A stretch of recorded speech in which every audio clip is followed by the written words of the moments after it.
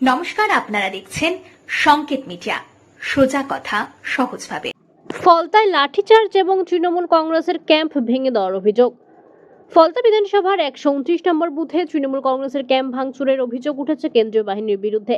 তৃণমূল কর্মীদের অভিযোগ, এলাকায় শান্তি শৃঙ্খলার সঙ্গে ভোট গ্রহণ চলছিল, হঠাৎই কেন্দ্রীয় বাহিনী এসে বিজেপিকে ভোট দেওয়ার জন্য চাপ দেয়।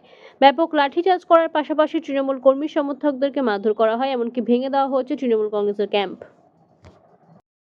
আমার বুথে আজকের শান্তিভাবে ভোট হচ্ছে। হঠাৎ করে সিআরপিএফ এসে, আমি নিজে এজেন্ট ছিলাম, এজেন্ট অবস্থা থাকায় আমাকে বেদম খুব মারে। ওদের প্রত্যেকে একটাই কথা যে তোমরা বিজেপিকে ভোট দাও, বিজেপিকে ভোট দাও। এমনকি বাড়ির মহিলাদের যেভাবে অত্যাচার করেছে, গায়ে হাত দিয়েছে।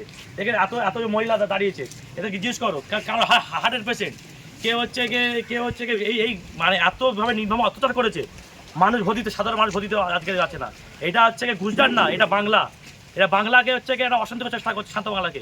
ফলতার মানুষ, তাই হচ্ছে আমরা আজকে সবাই সজাগ হয়ে আমরা আজকে ভোট দিতে যাচ্ছিলাম।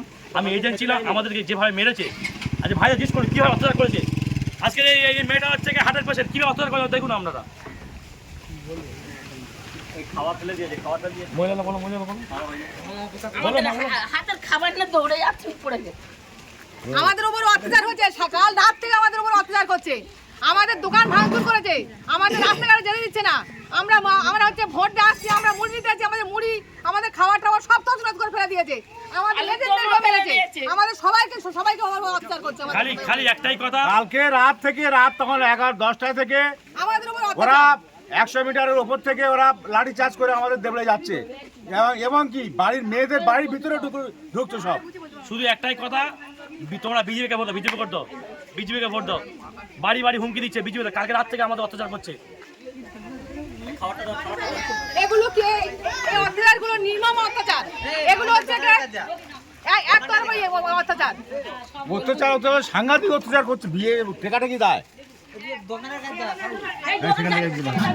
এই আমাদের দোকানের উপর অত্যাচার। আমার স্বামীকে নিয়ে আমি হচ্ছে খাচ্ছিলাম, আমার স্বামী স্ট্রোক রোগী, তার উপর অত্যাচার করছে, স্ট্রোক রোগীর উপর অত্যাচার করছে, স্ট্রোক রোগীর উপরে।